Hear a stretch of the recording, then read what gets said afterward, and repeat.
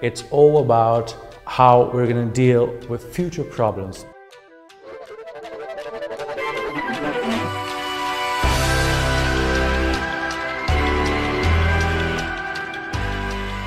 Moon and I are childhood friends. We're from a small town in the north of Barcelona. Since I was 11, Moon would tell me the colors and I would try to memorize. So we compared our realities because we knew that they were different, that I saw in grayscale and she saw in color. And then I became interested in sensing color, but I didn't want to change my black and white vision because to me, seeing in grayscale has many advantages. I have better night vision than Moon.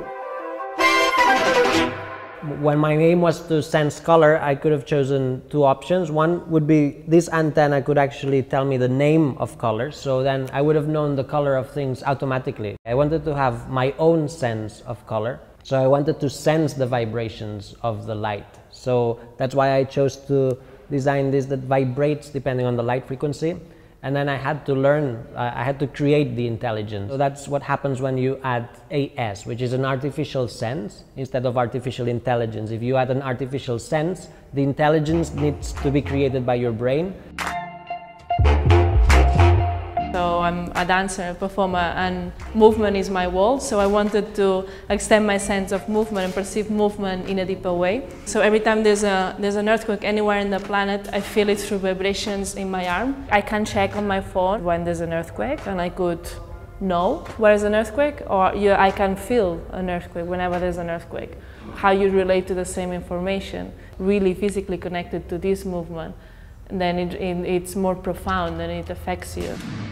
So the word cyborg is a bit complex because it's the union of two words, cybernetic organism. So depending on how you define cybernetics, depending on how you define organism, and depending on how you define union, or the different types of unions, you can have many different types of cyborgs. So that's why there's a bit of chaos. I thought it was about creating a new technology and changing my body somehow, but now I see that's much more a way to be myself.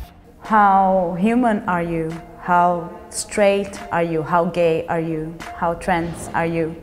How something are you? Aren't you all fluid beings?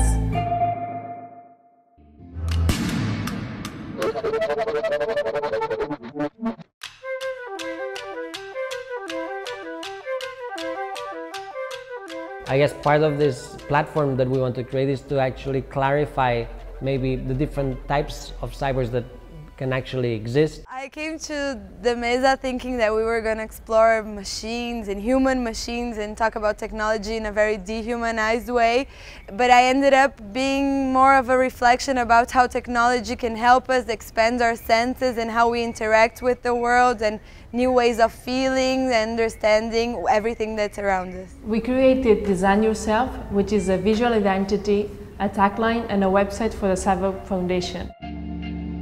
It's very interesting to understand that the cyborgism is just a small part of how they see the future. As part of the Design Yourself concept, we developed a new dental implant that allows transdental communication between two people. We call it the We Tooth. Creating a part of the body for a cyborg. How crazy is that?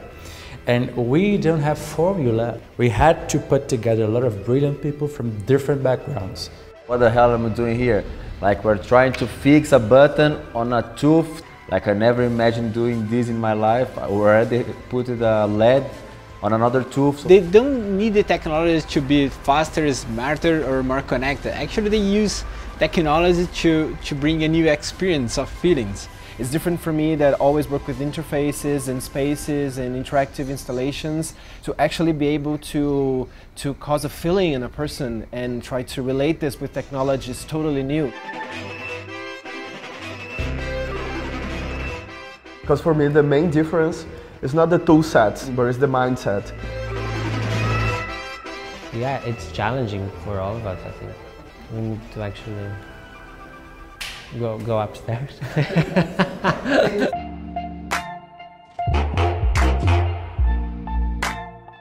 So the two teeth have activators and vibrators. So if I click, Moon will receive the vibrations in her mouth.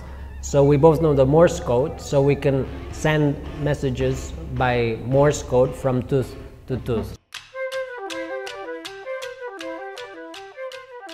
Technology can be used to design senses and to design body parts, and also to design your perception of reality. So we'll soon be seeing sense designers or perception of reality designers. So they're really forerunners in this, and they have a really clear vision of what cyborgism is. They talk about how it's really a symbol for freedom.